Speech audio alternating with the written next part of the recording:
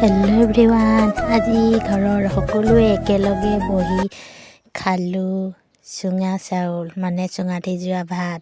এইফালে পুৰি আছোঁ আৰু লগতে আনিছিলোঁ মাছ আৰু দৈ। কোনে কিহে খালে আৰু চুঙা কেনেদৰে পুৰিলোঁ আৰু চুঙাটোৰ ভিতৰত কি ভৰাই দিছে, কেনেদৰে চুঙা পুৰিলে মানে ভাতটো চুঙাটোত লাগি নাযায়, তাৰ সকলোবোৰ দেখাই আছোঁ।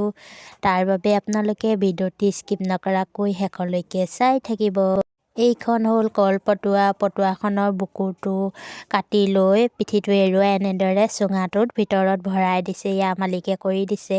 এনেদৰে যদি ভৰাই লোৱা হয় নহয়, তেতিয়া খুব সহজে এৰি যায়, মানে চুঙাটোত আঠাটো লাগি নধৰে আৰু তেতিয়া বাকলিটো কাটি দিলে ওলাই যায়। বেটা আৰু ভনীয়েকে চুঙাত চাউল ভৰালে আৰু মই শুকান কলপাত অলপ আনি চুঙাবোৰত সোপা লগাই দিলোঁ। খাবলৈহে টেষ্টি দেই, কিন্তু কৰিবলৈ যথেষ্ট কষ্ট। সকলোবোৰ ভৰাই মেলি এনেদৰে চুঙাটোত সোপাটো লগাই দিছোঁ।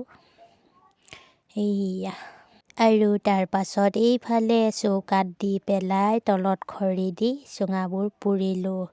মই অলপ সময়ৰ বাবে জুইকুৰা জ্বলাই আৰম্ভ কৰি দিলোঁ। পাছত এইবোৰ মালিকেই পুৰিলে বাৰু দেই। তাৰ পাছত এইফালে লৈ ল'লোঁ কৰ্চ মাছ। মাছত মই প্ৰথমতে হালধিখিনি সানি লৈছোঁ, নিমখ দিয়া নাই, নিমখ পাছত দিম। আৰু লগতে পিঁয়াজ আদাখিনিও কাটি তৈয়াৰ কৰি ল'লোঁ আৰু মাছৰ লগত দিবৰ বাবে ফুলকবি আৰু আলু কাটি ল'লোঁ।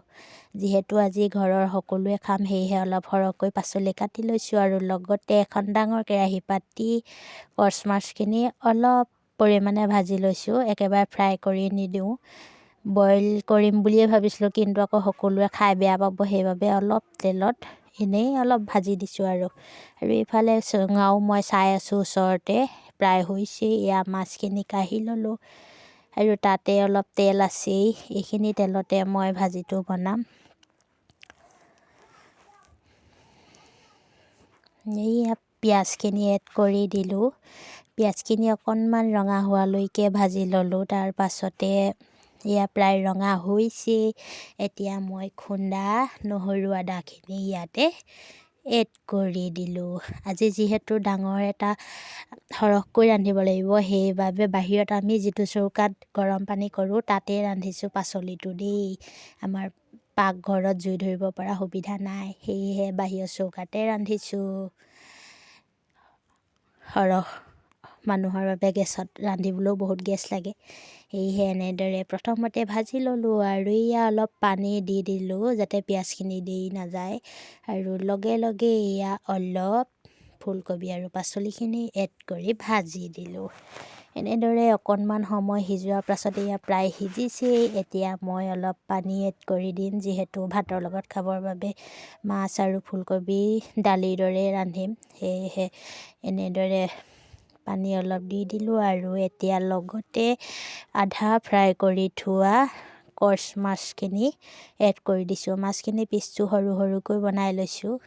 এনেদৰে অলপ সময় উতলি যেতিয়া গ্ৰেভি টাইপ হৈ গৈছে, তেতিয়া এইফালে ৰেডি হৈ গ'ল। আৰু এইফালে ৰান্ধিছোঁ 2 পিচ চন্দা মাছ, মানে শাহুমাৰ বাবে, মায়ে কৰ্চ মাছ নাখায়, সেয়েহে চন্দা মাছ 2 পিচ ফ্ৰাই কৰি লগতে পিঁয়াজ দি আলু দি পেলাই গ্ৰেভি টাইপত মাৰ বাবে বনাই দিলোঁ।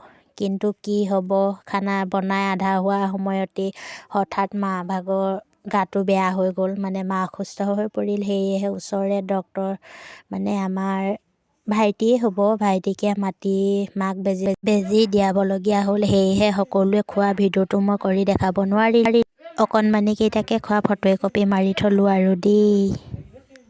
আজি হ'ল নেক্সট ডে'। যোৱাকালি মাৰ গাৰ বেয়া হোৱাৰ বাবেই মই ভিডিঅ'টো আপলোড কৰিব নোৱাৰিলোঁ। আৰু এইফালে দ্বিতীয় দিনা যিহেতু ঘন কুঁৱলী, মানে ইমানেই কুঁৱলী পৰিলে পথাৰত ধান দাবলৈ যাবকৈ নোৱাৰিলোঁ। সেয়েহে ভাবিলোঁ ঘৰতনো থাকি কি কৰিম, সেয়েহে ওলাই আহিলোঁ এইফালে পাত ছিঙিবলৈ বুলি। পাতটো ছিঙিলে কিবা এটা নিজৰ হাত খৰচেই ওলাব নহয় জানো। যিহেতু শেষত ভিডিঅ'টি চাই কেনে পালে কমেণ্ট এটা কৰি জনাবচোন। যদি ভাল পালে লাইক এটা কৰি দিব, আৰু যদি মোৰ চেনেলটো ছাবস্ক্ৰাইব কৰা নাই প্লিজ ছাবস্ক্ৰাইব কৰি দিব। আজিলৈ মই সংগীতাৰ ভিডিঅ'টি ইমানতে সামৰিলোঁ। বাই।